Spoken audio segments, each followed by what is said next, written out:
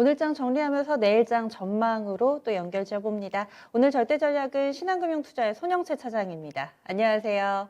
네, 안녕하세요. 네, 오늘 장 한마디로 정리해 주세요. 네, 오늘장 한마디는 뜨거울 여름만큼의 시장 온도를 기대한다로 해보았습니다. 뭔가 썸머 랠리에 대한 기대감인가요? 설명을 좀 해주셔야 될 것 같아요. 네, 우선 지난주 한마디에서 제가 이제 상승의 모습이 다른 것을 이유로 방어 준비에 대한 말씀을 드렸었는데 우선 7월만큼은 이 부분을 수정해야 할 것 같습니다. 생각이 바뀌었다기보다 강한 시장이 조금 더 이어질 것 같아서인데요. 지표의 변화가 이를 말해주고 있는 것 같고요. 우선 날씨와 주식은 사실 상관관계가 없지만 2021년 여름 주식시장은 어떤 긍정적인 변화를 충분히 기대할 수 있는 요인들이 많이 있는 것 같습니다. 우선 백신 접종률 상승으로 인한 코로나19의 진정 국면 진입이 주요국들의 집단 면역 선포로 이어질 가능성이 높고 경제활동 정상화나 고용 개선 등은 말할 것도 없이 어떤 글로벌 경제의 훈풍을 불러일으킬 것 같습니다. 특히 재고 축적 수요가 강하게 유입되면서 미국 제조 경기 회복이 한국 수출 모멘텀 강화로 이어지는 부분에 주목을 하고 있는데요. 기업 이익 개선 그리고 전망치 상향 조정은 너무도 당연하게 코스피 상승 모멘텀 강화와 상승 여력 확대로 이어질 거고요. 상반기 동안 코스피의 발목을 잡았던 물가나 금리 상승 압력까지 완화되면서 밸류 매력은 더욱 높아질 것으로 예상을 하고 있습니다. 시각의 차이겠지만 이렇게 올랐는데 라고 생각하시는 분들이 부쩍 많아지는 시기인 듯 한데요. 이렇게 올랐는데도 12개월 선행 코스피의 12개월 선행 퍼는 글로벌 증시의 60% 수준 정도밖에 되지 않습니다. 작년에 코로나19 사태가 터진 직후와 비슷하다고 보시면 되고요. 이제는 방향성보다는 속도나 강도의 문제만 남았다라고 보고 있고요. 3분기는 어떻게 보면 상승의 정점을 즐길 수 있는 마지막 기회일지도 모르겠습니다. 그 중심에 인터넷 그리고 2차 전지, 반도체, 자동차 업종이 자리할 것으로 생각하고 있습니다. 네, 강세장 좀 더 이어진다. 이 얘기를 하고 계신 건데 그러면 오늘 장으로 좀 압축시켜서 보겠습니다. 오늘 장에서의 체크포인트 놓쳐서는 안 될 만한 부분 어떤 거라고 보세요? 네, 오늘장 체크포인트 말씀드리겠습니다. 코스피는 우선 민감주 강세에 IT, 자동차 하락 속에 보합권 등락을 보이다가 소폭 하락하면서 마감을 했는데요.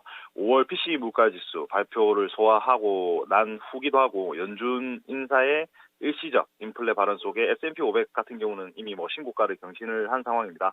개인들 매수세가 여전히 이어지고 있는 가운데 외국인이 6월 한 달 기준 코스피 시장에서 8천억, 코스닥에서 1조 2천억 정도 매도를 한 점은 부담인 것으로 확인이 되고요.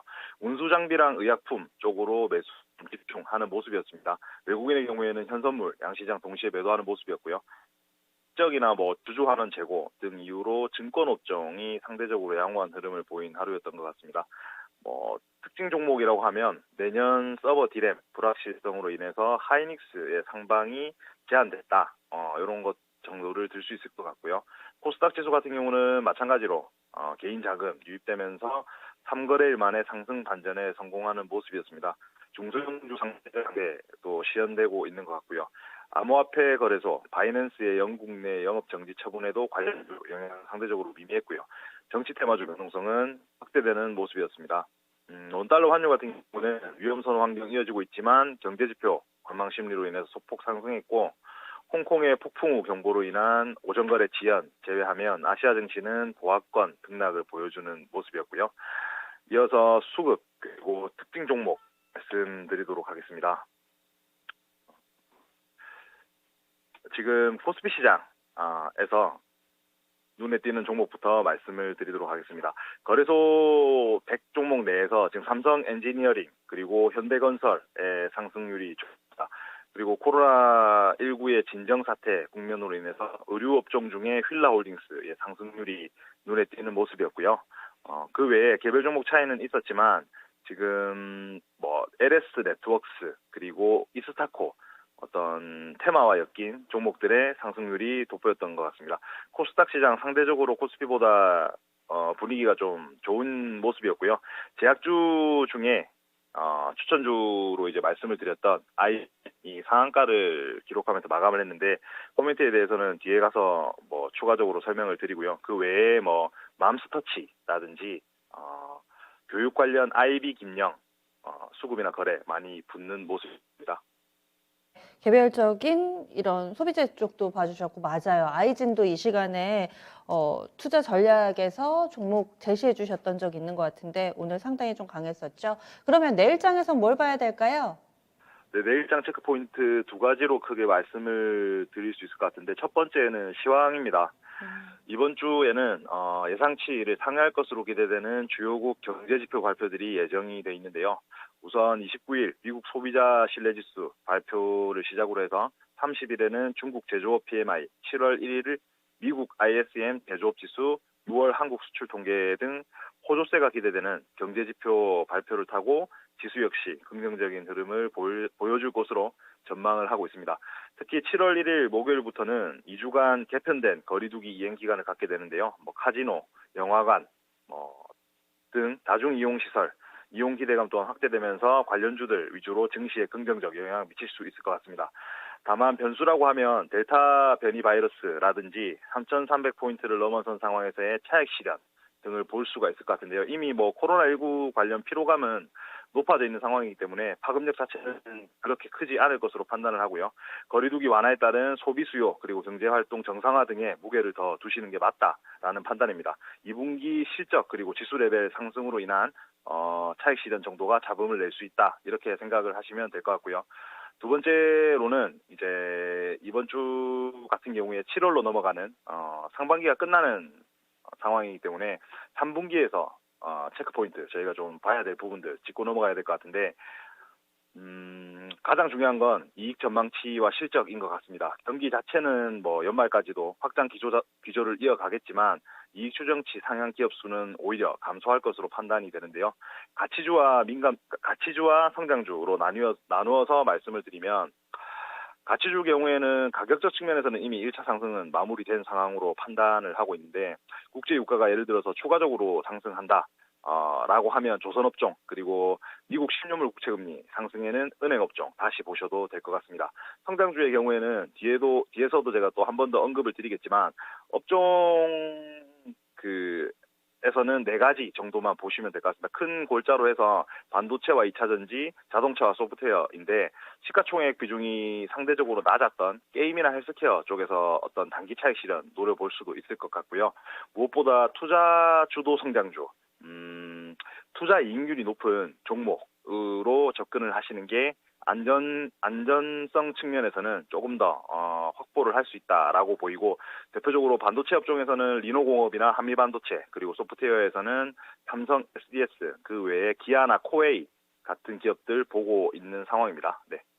네. 그리고 앞서서 이 가치주의 판단에 있어서 그러면은 바로미터가 되는 게 국제 유가다. 국제 유가 오르면 가치주 더 사도 되고 아닐 경우에는 가치주에 대해서는 투자 좀 보수적으로 보자. 이런 의견이신 거세요? 네, 뭐 개인적인 입장이긴 음, 한데 저 같은 경우는 가치주에 대해서 음, 일단은 이익들이 정점 피크를 지났기 때문에 접근을 하더라도 좀 단타 위주로 수익 매매로 음, 접근하는 게 맞다라고 판단을 하고 있습니다. 네. 네. 그러면은 이제 향후의 전략 어떻게 세워야 될까요?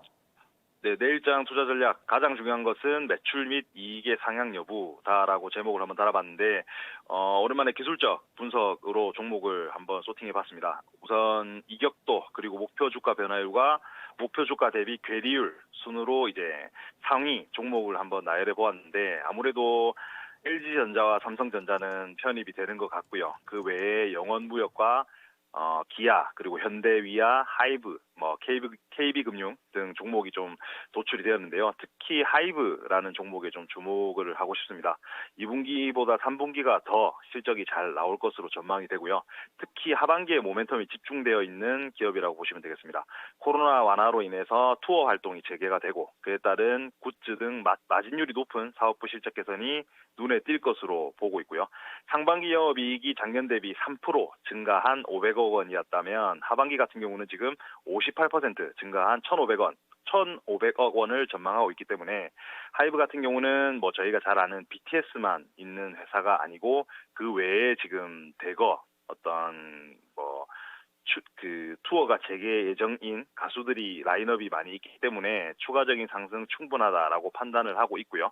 마지막으로 탑픽에 대해서 말씀을 드리면 아이진의 무상 증자 이후 이제 무상 증자까지 끝난 아이진이 시세를 분출한 것 같습니다. 신고가라서 분위기가 나쁘지 않지만 이미 충분히 이익이 났을 것으로 판단하기 때문에 단기 트레이딩 관점에서 차익 실현 말씀을 드릴 수 있을 것 같고요. DI 동일 지난주 추천드렸었는데 2차 전지 업종 밀릴 때마다 비중 확대 기회라 생각해서 적극 매수 추천드리도록 하겠습니다.